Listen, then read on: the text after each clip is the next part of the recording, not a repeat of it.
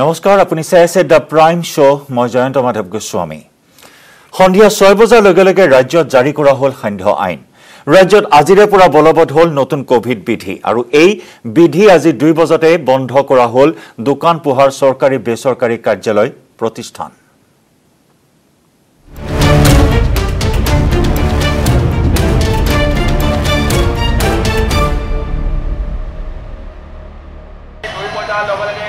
বন্ধ কৰি দিয়ে এতিয়া 2 বাজিবলৈ মাত্ৰ 2 মিনিট বাকী আছে আপোনালোকে দোকানবিলাক বন্ধ কৰি দিয়ক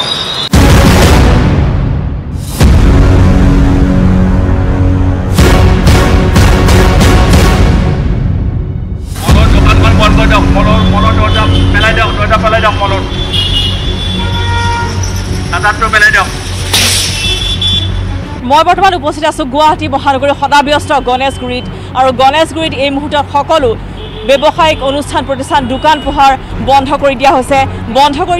চৰকাৰী আৰু বেচৰকাৰী কাৰ্যালয়সমূহ এইবাৰ কোভিড পৰিস্থিতি নিয়ন্ত্ৰণৰ বাবে যথেষ্ট কঠোৰ হৈ পৰিছে প্ৰশাসন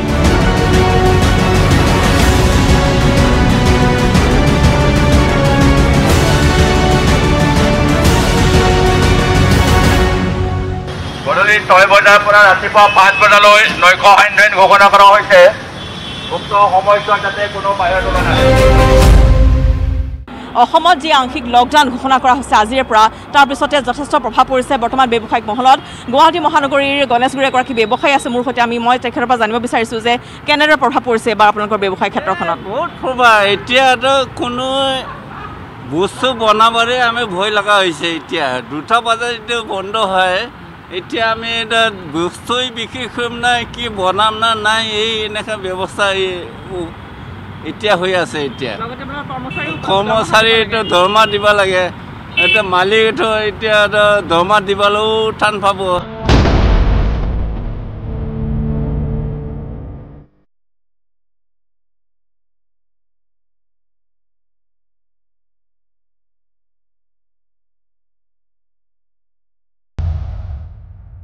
2020 বৰ্ষতো কোভিডৰ সংক্ৰমণে সমগ্ৰ দেশ সমগ্ৰ বিশ্ব কঁপাই গৈছিল আৰু 2021 বৰ্ষত 2020 বৰ্ষতকৈও অতি ভয়াৱহভাৱে বৃদ্ধি পাইছে কৰোনাৰ গণ সংক্ৰমণ অৰ্থাৎ এইটো সময় 2020 চনত যিমান সংক্ৰমণ আছিল তাতকৈ 3 গুণে বৃদ্ধি পাইছে এইবাৰ সংক্ৰমণ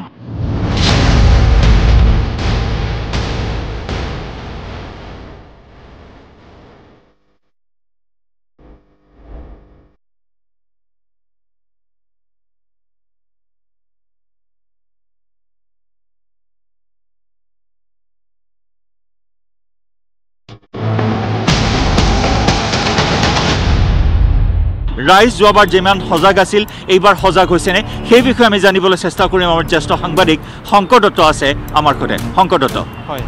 আমি বিগত বৰ্ষতো দেখিছোঁ কোভিডৰ যি ভয়াৱহতা আমি সেইবাৰো সচেতন হৈছিলোঁ আমি ৰাইজক আহ্বান জনাইছিলোঁ যে আপোনালোক সজাগ হওক আপোনালোক সচেতন হওক আপোনালোকে মাস্ক পৰিধান কৰি ওলাই আহক আৰু আপোনালোকৰ যদি কোনো ধৰণৰ প্ৰয়োজন নাই তেতিয়াহ'লে আপোনালোকে বাহিৰত অযথা ঘূৰি ফুৰিব সেই একে আহ্বান আজিৰ তাৰিখতো আমি জনাবলগীয়া হৈছে কাৰণ বিগত বৰ্ষত যিদৰে কোভিডে ধুৱাই গৈছিলে এই বৰ্ষতো একেধৰণে কোভিডে সংহাৰী এটা পৰিৱেশ সৃষ্টি কৰিছে আৰু বিগত বৰ্ষতকৈ এইটো এটা জনা শুনা কথা যে বিগত বৰ্ষতকৈ এইবাৰ কোভিডটো বহু পৰিমাণে ভয়াৱহ আৰু এইবাৰ আটাইতকৈ বেয়া লগা ঘটনা হৈছে কি এইবাৰ আমি বহুতক যোৱা বছৰ আমি যি ধৰণে আৰোগ্য লাভ কৰিছিলে এই বছৰ আমি বহুতো আপোনজনক হেৰুৱাবলগীয়া হৈছে আজি যদি আমি আমাৰ ছ'চিয়েল মিডিয়া হওক বা বিভিন্ন ধৰণৰ আমি চিনাকি মুখবিলাক হেৰুৱাৰ আমি বাতৰিবিলাক পাই আছোঁ গতিকে সঁচাকৈ এটা বৃহৎ পাৰ্থক্য আহি পৰিছে যোৱাবাৰতকৈ আৰু যি ধৰণে স্বাস্থ্য বিভাগে সদৰি কৰিছে যে এইবাৰ কোভিডটো বেছি শক্তিশালী এইবাৰ কোভিড ভাইৰাছটো বেছি মাৰাত্মক গতিকে নিশ্চিতভাৱে যোৱা বছৰতকৈ আমি বেছি সাৱধান হ'ব লাগিব সতৰ্ক হ'ব লাগিব আৰু আমি আমাৰ যিটো ব্যক্তিগত অভিজ্ঞতা যে মানুহে এতিয়াও হয়তো এইটো এটা বুজি উঠা নাই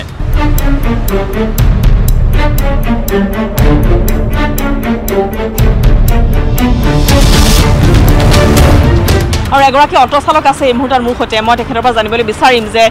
আংশিক লকডাউনৰ ফলত তেওঁলোকৰ এনে ধৰণৰ জীৱন যাত্ৰাত কেনেধৰণৰ প্ৰভাৱ পৰিব ৰুম ভাড়াত আছে ৰুম ভাড়া দিব নোৱাৰিব ল'ৰা ছোৱালী খাব নাপাব নিব নোৱাৰা হ'ব যাৰ গাড়ী নিজৰ নাই বেলেগৰ গাড়ী চলাইছে ৰাস্তাত আহিব যাওঁতো নিজৰ আছে সেইটো অলপ বাচিয়ে যাব 8% অলপ 2020তো একেই হ'ল 2021তো একেই হ'ব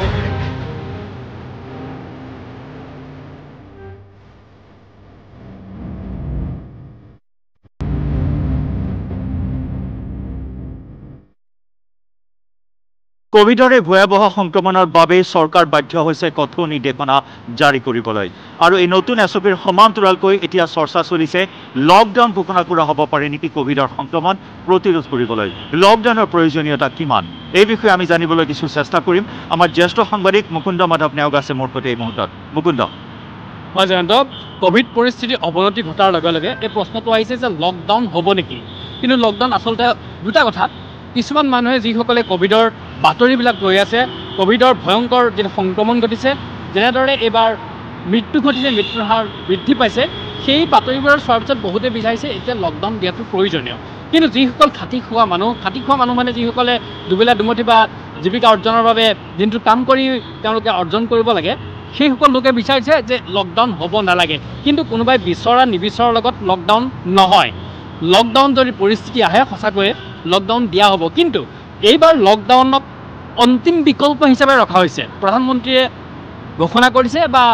যিহেতু প্ৰধানমন্ত্ৰীয়ে এইবাৰ প্ৰতিখন ৰাজ্যকে এই কৰ্তৃত্ব দিছে যে ৰাজ্য বিচাৰে লকডাউন দিব পাৰে সেই একেধৰণেই স্বাস্থ্যমন্ত্ৰী হিমন্ত বিশ্ব শৰ্মাই কৈছে যে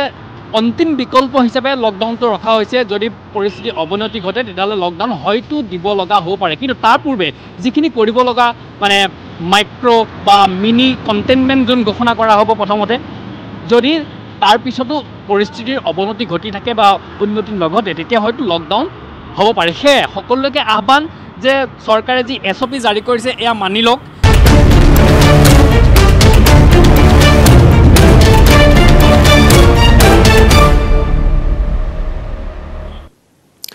আৰু এয়াই হৈছে ৰাজ্যৰ শেহতীয়া কোভিড পৰিস্থিতি আৰু এনে ভয়াৱহ পৰিস্থিতিৰ বাবে এই নতুন এছঅপি জাৰি কৰা হৈছে আৰু আজিৰে পৰা বলবৎ কৰা হৈছে এই নতুন এছঅপি আৰু তাৰ সমান্তৰালকৈ আজি এক সংবাদ মেলত কামৰূপ মহানগৰ জিলাৰ উপায়ুক্ত বিশ্বজিৎ পেগুৱে সদৰি কৰিছে আন কেতবোৰ তথ্য গুৱাহাটীৰ প্ৰতিটো ৱাৰ্ডত বৃদ্ধি পাইছে কৰোনাৰ সংক্ৰমণ আৰু ইতিমধ্যে তিনিটাকৈ ৱাৰ্ডত কণ্টেইনমেণ্ট জোন ঘোষণা কৰিছে উপায়ুক্তই ৮, ১৬ আৰু ২৮ এই তিনিটা ৱাৰ্ড কণ্টেইনমেণ্ট জোন ঘোষণা কৰা হৈছে বৰ্ষাপৰা ফটাশিল ধীৰেনপাৰা কণ্টেইনমেণ্ট জোন ঘোষণা আনহাতে কৰোনাৰ হটস্পট হিচাপে চিহ্নিত হৈছে বশিষ্ঠ অজন্তা পথ চন্দননগৰ এইকেইটা কণ্টেইনমেণ্ট জোন হিচাপে ঘোষণা কৰা হৈছে হাতীগাঁও কণ্টেইনমেণ্ট জোন ঘোষণা ভূতনাথ ভৰলু কণ্টেইনমেণ্ট জোন ঘোষণা চাবিপুল কেদাৰ ৰোড এটি ৰোড কণ্টেইনমেণ্ট জোন ঘোষণা কণ্টেইনমেণ্ট ৱাৰ্ডত গাখীৰ বিক্ৰীত অনুমতি প্ৰদান কৰা হৈছে কণ্টেইনমেণ্ট ৱাৰ্ডত পাচলি ফলমূল বিক্ৰীত অনুমতি প্ৰদান অৱশ্যে পুৱা ৮ বজাৰ পৰা দুপৰীয়া ১২ বজালৈহে থাকিব এই অনুমতি ক্ৰয়ৰ সময়ত ৫ জনতকৈ অধিক লোক সমবেত হ'ব নোৱাৰিব বুলি সংবাদমেলত ঘোষণা কৰে উপায়ুক্তগৰাকীয়ে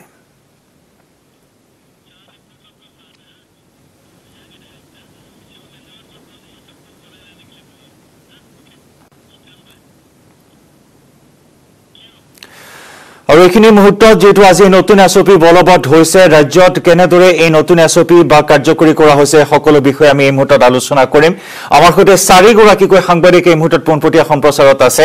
আমাৰ জ্যেষ্ঠ সাংবাদিক বিপুল বৰ্মন আছে আমাৰ সৈতে সতীৰ্থ সাংবাদিক হীৰকজ্যোতি মালাকৰ গুৱাহাটীৰ পৰা সংযুক্ত হৈছে লগতে আছে আমাৰ সাংবাদিক গৌতম বৰা আৰু লগতে আমি সংযুক্ত হম আমাৰ সাংবাদিকসকলৰ সৈতে আৰু নীলোৎপল বৰা আছে নগাঁৱৰ পৰা আমাৰ সাংবাদিক আমি 4 গৰাকী সাংবাদিকৰ সৈতে কিছু কথা পাতিম মই বিপুল প্ৰথমে আপোনাৰ সৈতে সংযুক্ত হৈছো আজিৰে পৰা যেহেতু এই নতুন এছঅপি বলবৎ কৰা হৈছে আৰু সন্ধিয়াৰ ভাগত এক সংবাদমেল সম্বোধন কৰিছে কামৰূপ মহানগৰ জিলাৰ উপায়ুক্ত গৰাকীয়ে গতিকে কিমান কঠোৰ হৈছে প্ৰশাসন এই নিৰ্দেশনা কাৰ্যকৰী কৰাৰ ক্ষেত্ৰত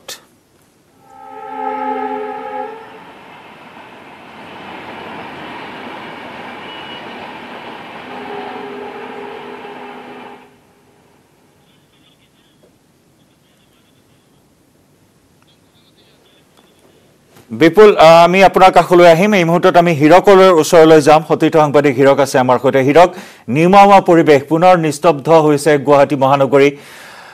সন্ধিয়া 6 বজাৰ লগে লগে আৰম্ভ হৈছে সান্ধ্য আইন গতিকে আৰক্ষী প্ৰশাসন কিমান কঠোৰ হৈছে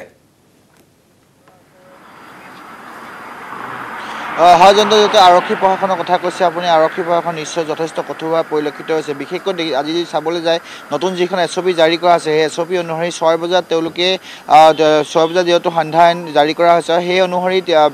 দেখিবলৈ পোৱা গৈছে যে গুৱাহাটী মহানগৰীৰ যিবোৰ অঞ্চল আছে বা গুৱাহাটী মহানগৰীৰ যি ৰাজপথ, সেই ৰাজপথ উদং হৈ পৰিছে আৰু ৰাজপথত যিসকল লোক আছে তেওঁলোকে স্বতঃস্ফূৰ্তভাৱে এই নতুন যি SOP, সেই SOP সকলোৱে সন্মতি জনাইছে, অৰ্থাৎ সকলোৱে সন্মতি জনাই বা তেওঁলোকে সেই নতুন SOP পালন কৰা পৰিলক্ষিত হৈছে। যিহেতু মই ক'ব বিচাৰিম যে এনেধৰণৰ পৰিৱেশ যিহেতু এটা বছৰ পূৰ্বে দেখিবলৈ পোৱা গৈছিল, যিহেতু ক'ভিড যি সময় প্ৰথম আহিছিল সেই সময়ত লকডাউন ঘোষণা কৰিছিল আৰু লকডাউনৰ পিছতে এনেধৰণৰ পৰিৱেশ দেখিবলৈ পোৱা গৈছিল আৰু সমান্তৰালকৈ আজিও একেধৰণৰ পৰিৱেশ দেখিবলৈ পোৱা গৈছে। আৰু যিহেতু পূৰ্বে যি এখন SOP আছিলে, সেই SOPত 6 বজালৈকে যিহেতু দোকান পোহাৰসমূহ খোলা থকাৰ বাবে অনুমতি দিয়া হৈছিল, কিন্তু 8 বজাৰ পৰা যিহেতু সন্ধ্যা আইন হৈছিল। কিন্তু ইতিমধ্যে যিখন নতুন SOP জাৰি কৰা হৈছে তাত 2 বজাৰ ভিতৰত দোকান পোহাৰসমূহ বন্ধ কৰিব লাগিব। সেই মৰ্মে আজি যদি চাব যায় গুৱাহাটী মহানগৰীত যিসমূহ ব্যৱসায়ী আছে, ব্যৱসায়ী প্ৰতিষ্ঠান আছে, দোকান পোহাৰ আছে, সেই 2 বজাৰ লগে লগে ছাটাৰ ডাউন কৰা দেখিবলৈ পোৱা গৈছে। গণেশগুৰি যি চাব যায় কেৱল গণেশগুৰি অঞ্চলতে নহয়, ইয়াৰ যদি উলুবাৰী বা ৰাজগড় এনেধৰণৰ বিভিন্ন অঞ্চলত দেখিবলৈ পোৱা যায় যে ব্যৱসায়ীসকলে যি COVID-19 সংক্ৰমণ বৃদ্ধি পাইছে তাৰ প্ৰতি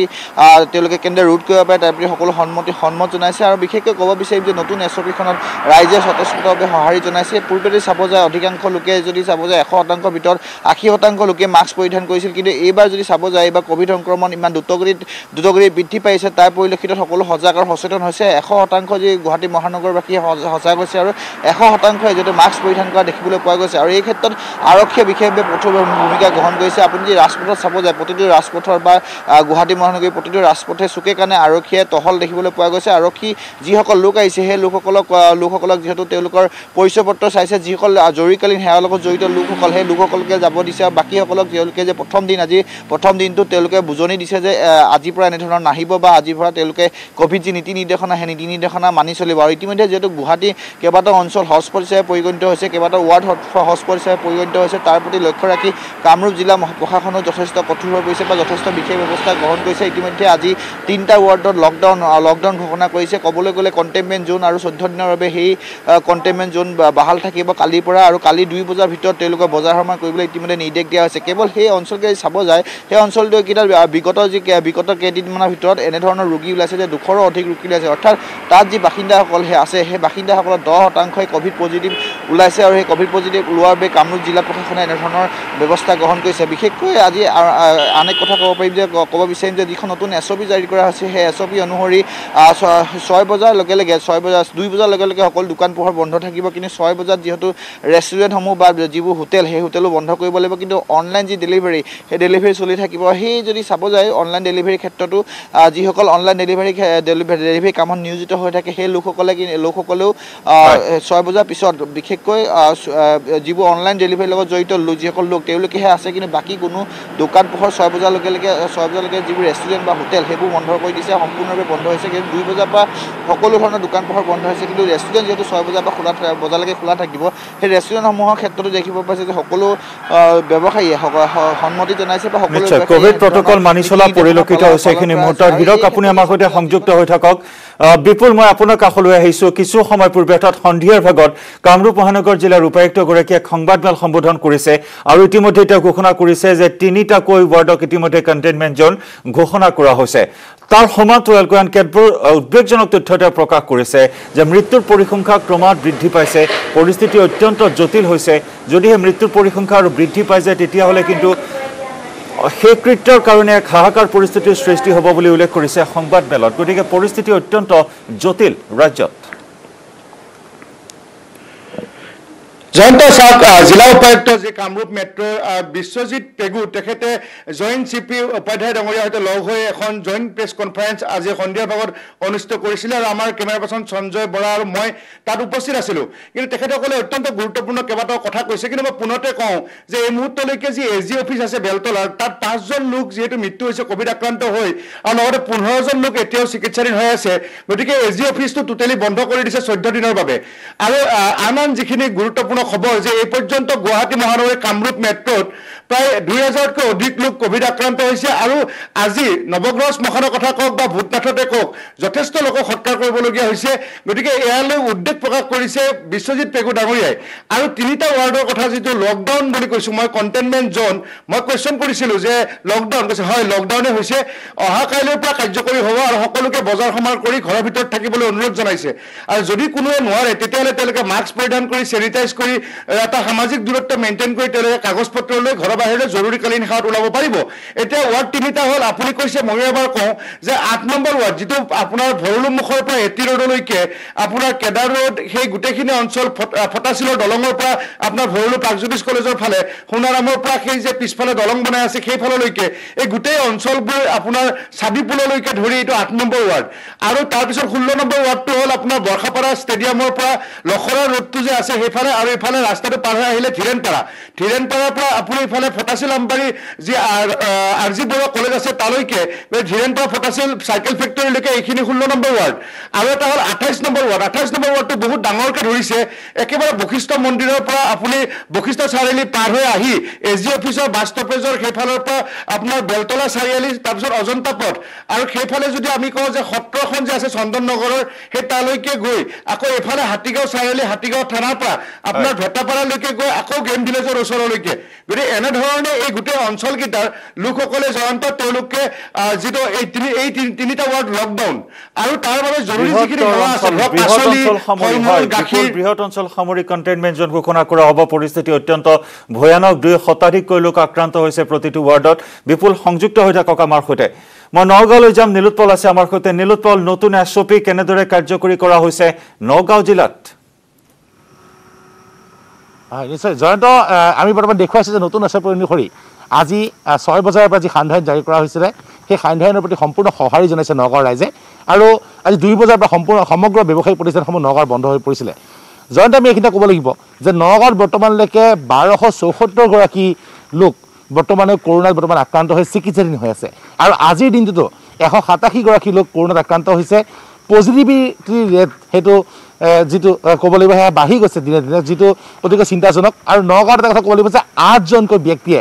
বৰ্তমানলৈকে কৰোনাত প্ৰাণ হেৰুৱাইছে কালিৰ দিনটোতে 2গৰাকী ব্যক্তিয়ে প্ৰাণ হেৰুৱাইছে সৰ্বমুঠ 8গৰাকী ব্যক্তিয়ে কৰোনাত প্ৰাণ হেৰুৱাইছে গতিকে নগাঁৱত কিন্তু দ্ৰুতগতিত কৰোনাৰ সংক্ৰমণ বৃদ্ধি পাইছে কেৱল নগাঁও চহৰ নহয় সমগ্ৰ জিলাখনৰে যিসমূহ কেন্দ্ৰ আছে সকলোতে কৰোনাৰ সংক্ৰমণ অতি উদ্বেগজনকভাৱে বৃদ্ধি পাইছে যাৰ পৰিপ্ৰেক্ষিতত বৰ্তমান নতুন SOPৰ প্ৰতি কিন্তু ৰাইজে সঁহাৰি আগবঢ়াইছে আৰু জয়ন্ত এটা কথা ক'ব লাগিব যে মানুহ কিন্তু বৰ্তমান সাৱধান হৈছে ৰাইজ সজাগ হৈছে সাৱধান হৈছে সকলোৱে মাস্ক ব্যৱহাৰ কৰা দেখিবলৈ পোৱা গৈছে কোনো এগৰাকী ব্যক্তি কেইদিনমান পূৰ্বে আমি বাতৰি সম্প্ৰচাৰ কৰিছিলোঁ যে মাস্ক ব্যৱহাৰ নকৰাকৈ বহু লোক ৰাজপথত ঘূৰিছিলে কিন্তু এতিয়া আৰক্ষীয়ে কিন্তু ৰাইজক সজাগ কৰিব লাগে আনকি মাস্ক পৰিধান নকৰাকৈ যদি কোনো লোক ওলাই আহে তেনেহ'লে ৰাইজে কিন্তু তেওঁলোকক সাৱধান বাণী শুনাই তেওঁলোকক অনুৰোধ জনায় যাতে মাস্ক পৰিধান কৰে বা যিটো সামাজিক দূৰত্ব যিটো বজাই ৰাখে কিন্তু এটা ক'ব লাগিব যে নগাঁৱত কিন্তু উদ্বেগজনকভাৱে কৰোনাৰ যি আক্ৰান্তৰ সংখ্যা বৃদ্ধি পাইছে আৰু তাৰ বিৰুদ্ধে ৰাইজে যদি সজাগতাৰে যুঁজ দিয়ে তেনেহ'লেহে ইয়াৰ পৰা পৰিত্ৰাণ পোৱাটো সম্ভৱ কিন্তু এটা কথা ক'ব লাগিব যে পজিটিভিটি ৰেট বাঢ়ি গৈছে আৰু কমিউনিটিভ কেছ যদি আমি চাওঁ 1274 গৰাকী কিন্তু বৰ্তমানেও কৰোনাত আক্ৰান্ত হৈ চিকিৎসাধীন হৈ আছে জয়ন্ত নীলোৎপল যি নতুন SOP বা নতুন কঠোৰ নিৰ্দেশনা জাৰি কৰা হৈছে তাৰ সমান্তৰালকৈ কিন্তু একাংশই লকডাউনৰো দাবী কৰি আহিছে বিশেষকৈ ছ'চিয়েল মিডিয়াতো এই দাবী উত্থাপন হৈছে যিহেতু কৰোনাৰ এই ভয়ানক সংক্ৰমণে জোকাৰি গৈছে সমগ্ৰ ৰাজ্য সমগ্ৰ দেশ সমগ্ৰ বিশ্ব গতিকে তেনেস্থলত আজি 2 বজাতে যিহেতু সকলো বন্ধ হৈ পৰিল ব্যৱসায়িক প্ৰতিষ্ঠানসমূহ বন্ধ কৰা হ'ল নগাঁওবাসীৰ কি প্ৰতিক্ৰিয়া আছিল আজিৰ দিনটোত লকডাউনৰ পোষকতা কৰিছে কেইদিনমান পূৰ্বলৈকে ৰাইজে কিন্তু লকডাউনৰ বিৰোধিতা কৰিছিলে কিন্তু বৰ্তমান যি হাৰত কৰোনাৰ সংক্ৰমণ বৃদ্ধি পাইছে তাৰ পৰা পৰিত্ৰাণ পোৱা উদ্দেশ্যে কাৰণ যিহেতু যোৱাবাৰ লকডাউনৰ পিছত কৰোনাৰ যি সংক্ৰমণ বিয়পাত বাধা দিয়াত যথেষ্ট সফল হৈছিলে প্ৰশাসন তথা চৰকাৰ গতিকে যদিহে ৰাইজ সুৰক্ষিত হৈ থাকিব লাগে সকলো যদি কুশলে থাকিব লাগে তেনেহ'লে যদি লকডাউনৰ প্ৰয়োজনীয়তা আহি পৰে তেনেহ'লে ৰাইজৰ কোনো আপত্তি নাই আৰু হয়তো যদি লকডাউন দিয়ে তেনেহ'লে ৰাইজৰ কোনো আপত্তি কৰিবলগীয়া নাই ৰাইজে কিন্তু নগাঁও ৰাইজে বৰ্তমান কিন্তু লকডাউন বিচাৰিছে যথেষ্ট সংখ্যক ৰাইজে প্ৰথমে বহু লোকে লকডাউনৰ বিৰোধিতা কৰিছিলে কিন্তু এতিয়া যি হাৰত কৰোনা সংক্ৰমণ বৃদ্ধি পাইছে নগাঁৱত দেখিবলৈ পোৱা গৈছে যিকেইগৰাকী লোকৰ মৃত্যু হৈছে অধিকাংশৰে কিন্তু 35 বছৰৰ তলৰ বয়সৰ বা যি যুৱচামৰ যি কৰোণাত আক্ৰান্ত হৈ মৃত্যু হোৱা ঘটনাই কিন্তু সকলোকে ব্যথিত কৰিছে গতিকে কৰোণাৰ পৰা ৰক্ষা পোৱাৰ উদ্দেশ্যে লকডাউন যদি চৰকাৰে দিয়ে তেতিয়াও কিন্তু ৰাইজে কোনো বিশেষ আপত্তি নকৰিব আৰু নগাঁও ৰাইজে বৰ্তমান আজি সেই কথাই জনাইছিলে নগাঁও যথেষ্ট ৰাইজে কিন্তু লকডাউনৰ সমৰ্থনো কৰিছে জয়ন্ত হয় নিৰুৎপল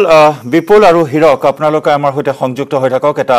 চমু বাণিজ্যিক বিৰতিৰ সময় আমি বিৰতিৰ পিছত এই সন্দৰ্ভত আৰু কিছু আলোচনা কৰিম আৰু এইখিনি মুহূৰ্তত আমি এটা লম বাণিজ্যিক বিৰতি আপুনি চাই থাকক দ্য প্ৰাইম শ্ব' আপুনি চাই আছে দ্য প্ৰাইম শ্ব' আৰু ৰাজ্যত বৰ্তমান কোভিডৰ পৰিস্থিতি অত্যন্ত ভয়াৱহ আৰু এই কোভিডৰ ভয়াৱহ পৰিস্থিতিৰ সৈতে যুঁজ দিবলৈ সম্পূৰ্ণৰূপে সাজু ৰাজ্যৰ প্ৰশাসন আৰু যাৰ বাবে আজিৰে পৰা কঠোৰ নিৰ্দেশনা বলবৎ কৰা হৈছে ৰাজ্যত এই বিষয়টো আমি আলোচনা কৰি আছো এই মুহূৰ্তত দুগৰাকী সাংবাদিক আমাৰ সৈতে পোনপটীয়া সম্প্ৰচাৰত আছে আমাৰ গুৱাহাটীৰ পৰা আছে জ্যেষ্ঠ সাংবাদিক বিপুল বৰ্মন আৰু লগতে আমি সংযুক্ত হৈছো লখিমপুৰৰ পৰা আমাৰ সাংবাদিক সঞ্জীৱ লাহনৰ সৈতে বিপুল মই পুনৰ আহিছো আপোনাৰ কাষলৈ আজি যে সংবাদ সম্বোধন কৰিলে জিলা উপায়ুক্ত গৰাকীয়ে বিশ্বজিৎ পেগুৱে তাত কেইবাটাও গুৰুত্বপূৰ্ণ কথা উল্লেখ কৰিছে বিশেষকৈ যিসকল কণ্টেইনমেণ্ট জোন থাকিব যিসমূহ কণ্টেইনমেণ্ট জোন থাকিব যিসমূহ ৱাৰ্ডত কণ্টেইনমেণ্ট জোন ঘোষণা কৰা হ'ব সেই নিবাসীসকলৰ ক্ষেত্ৰতো কিন্তু কঠোৰ নিৰ্দেশনা জাৰি কৰা হৈছে সেই নিৰ্দেশনাখিনি যদি কিছু আপুনি এই মুহূৰ্তত আমাক জনায়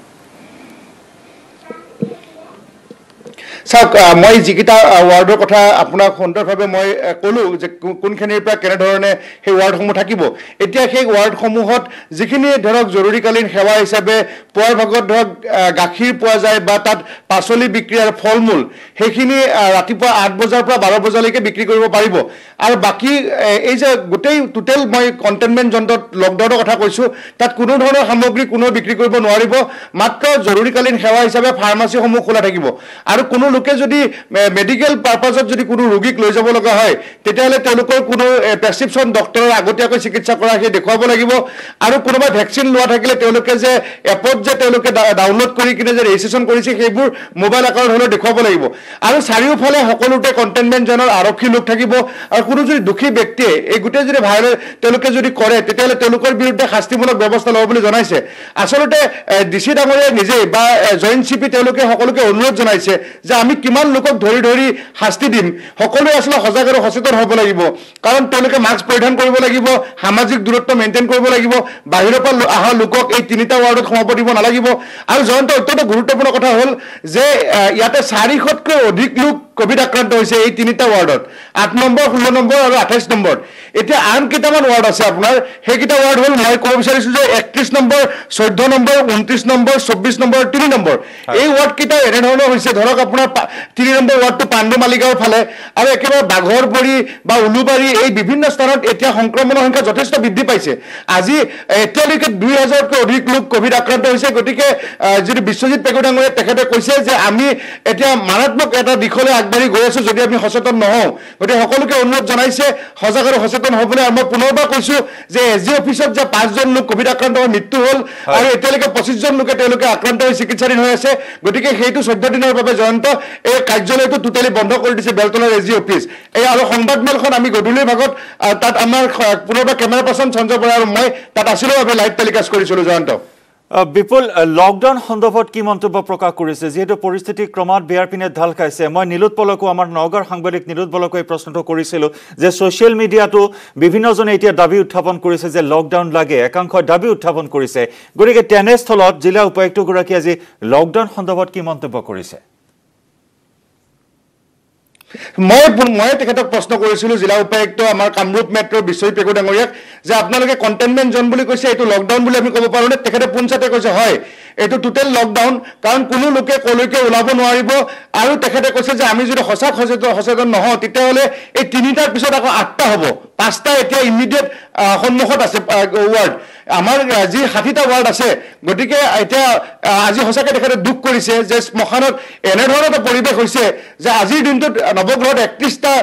যিটো তাত দীঘলীয়া শাৰী উলুবাৰীত শ্মশানত শাৰী পাতিবলগীয়া হৈছে যে মৃতদেহ সৎকাৰ কৰাৰ বাবে গতিকে এইটো খুব দুৰ্ভাগ্যজনক বিষয় এতিয়াও অক্সিজেনৰ কাৰণে বিভিন্নজনে বিভিন্নখন কোভিড হস্পিটেলত ছটফটাই আছে গতিকে তেখেতে কৈছে যে আমি সজাগ সচেতন হ'ব লাগিব নহ'লে পূৰ্বৰ দৰে টোটেল লকডাউন হ'ব পাৰে তেতিয়া কিন্তু বহু ক্ষতি হ'ব আমাৰ ৰাইজৰ জয়ন্ত হয় বিপুল লাইনত থাকক আমি সঞ্জীৱ আপোনাৰ কাষলৈ আহিছোঁ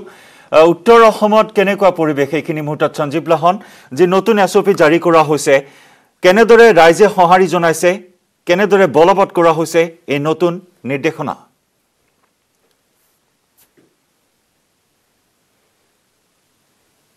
আজি প্ৰথম দিন আৰু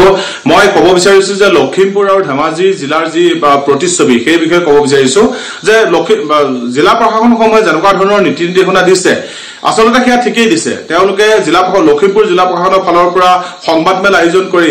যিজন জিলা উপায়ুক্ত তেখেতে জনাই দিছে যে কি কাম কৰিব পাৰিব কি কাম কৰিব নালাগে বা স্বাস্থ্য বিভাগৰ তৰফৰ পৰা যৎপূৰ্ণাস্তি চেষ্টা কৰিছে যে ৰাইজে কি সাৱধানতা অৱলম্বন কৰিব লাগিব বা কেনেধৰণে কোভিডৰ লগত যুঁজ কৰিব লাগিব সকলোখিনি বুজাবলৈ যত্ন কৰিছে কিন্তু জয়ন্ত বিপৰীত দৃশ্য দেখা পোৱা যায় যিসমূহ ব্যৱসায়িক এলেকা আছে বা যিসমূহ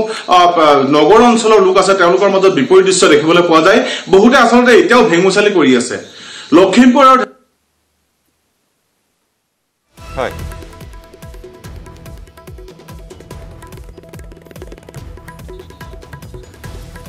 ধন্যবাদ সঞ্জীৱ লাহন ধন্যবাদ জ্ঞাপন কৰিছো একাংশ লোকে এতিয়াও ভেঙুচালি কৰি আছে লৰা ধেমালি কৰি আছে অত্যন্ত ভয়ানক কথা কৈছে আমাৰ সাংবাদিক লখিমপুৰৰ সাংবাদিক সঞ্জীৱ লাহনে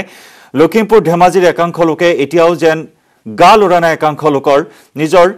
দায়িত্বহীনতা প্ৰদৰ্শন কৰি আহিছে নিজৰ অবিবেচকি কাণ্ড প্ৰদৰ্শন কৰি আহিছে এনে এক ভয়ানক পৰিস্থিতিৰ মাজতো কিন্তু লৰা ধেমালি অব্যাহত ৰাখিছে একাংশ লোকে আৰু যাৰ বিৰুদ্ধে কঠোৰ ব্যৱস্থা গ্ৰহণ কৰিব বুলি ইতিমধ্যে চৰকাৰ প্ৰশাসনে বাৰম্বাৰ দোহাৰি আহিছে